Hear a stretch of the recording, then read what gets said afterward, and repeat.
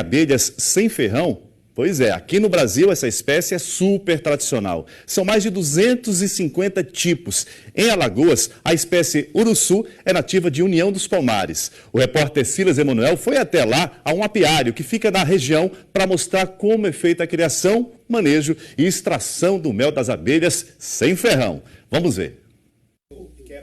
Há 25 anos, o Cícero dedica a vida às abelhas. No início, ele era um apicultor, que é um criador de abelhas que possuem ferrão. Mas há mais de uma década passou a ser meliponicultor, que é o criador de abelhas sem ferrão. E o que fez ele mudar de ideia foi a garantia desses insetos na natureza. Por ela ser nativa, ela nunca faz uma morada em troncos de árvores mortos, só faz vivo.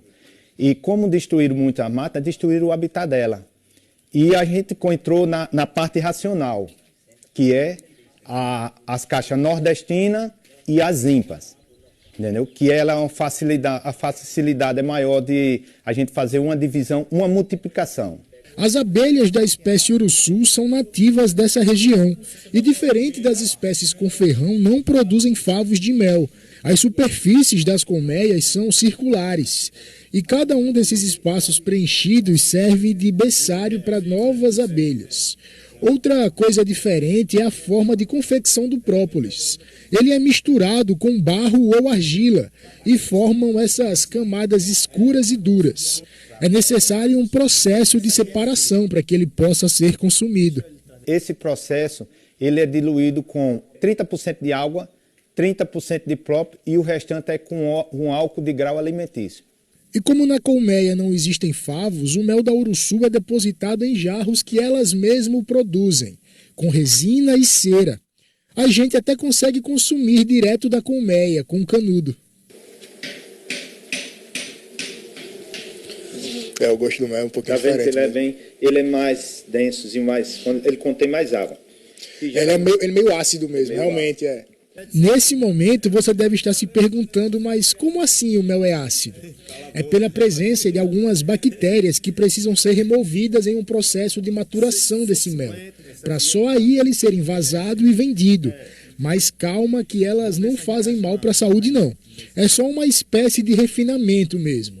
E é por isso que os produtos das abelhas sem ferrão podem custar 2 ou às vezes 3 vezes mais caro que o mel de abelha convencional. A abelha uruçu, ela tem médias de 2 a 3 litros por ano, então já começa por aí, a quantidade é mínima. Também propriedades medicinais, que é encontrada nesse mel, que não é... Todo mel é medicinal, né? Só que existem propriedades medicinais desse mel que não vai ser encontrado em outros mel. Então também isso faz que o valor agregado seja mais alto, né? O tamanho das colmeias também ditam a finalidade da produção. Essas colmeias que são quadradas, elas têm a finalidade de multiplicação desses enxames. A gente consegue induzir a multiplicação mais rápido, em vez de esperar pela natureza que demoraria anos. E a caixa mais retangular, simulando a natureza, os troncos que elas se encontram na natureza, é voltado para a produção de mel. E pela fácil ambientação, o manejo delas em relação a outras abelhas é um tanto diferenciado. Nesse período que a gente está se aproximando do período de verão, os enxames eles tendem a ficar mais fortes. E com isso a população vai crescer, vai chegar a época das floradas, os enxames vão realizar a reserva do mel, então eles vão ficar mais defensivos para proteger esse mel, que é para passar o período de inverno.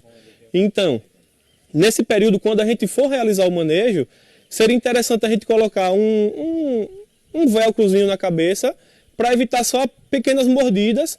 E como essa abelha ela não tem mecanismo de defesa que é o ferrão, ela só tem as mandíbulas, um outro mecanismo de defesa que ela desenvolveu é, caso ela venha ser atacada por outro predador, outra abelha venha querer saquear o mel dela, ela cola uma resina na asa das suas inimigas, né? Posso dizer assim, para que elas fiquem impossibilitadas de voar e realizar o ataque do enxame. E a parte boa dessa espécie fica pela reprodução.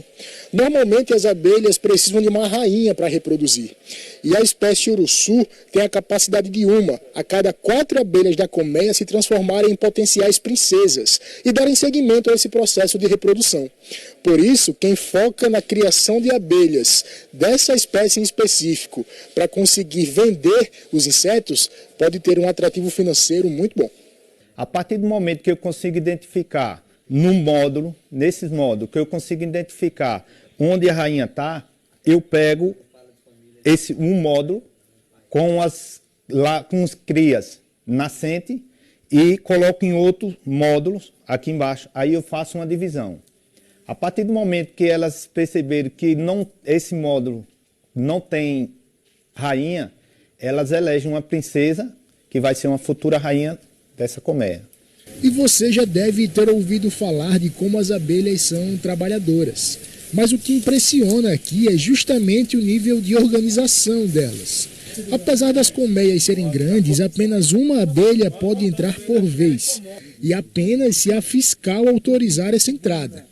Elas são um sinônimo de viver em sociedade, além de garantirem a manutenção de espécies. Com o enxame você consegue fazer 2, de 2 faz 4, de 4 faz 6.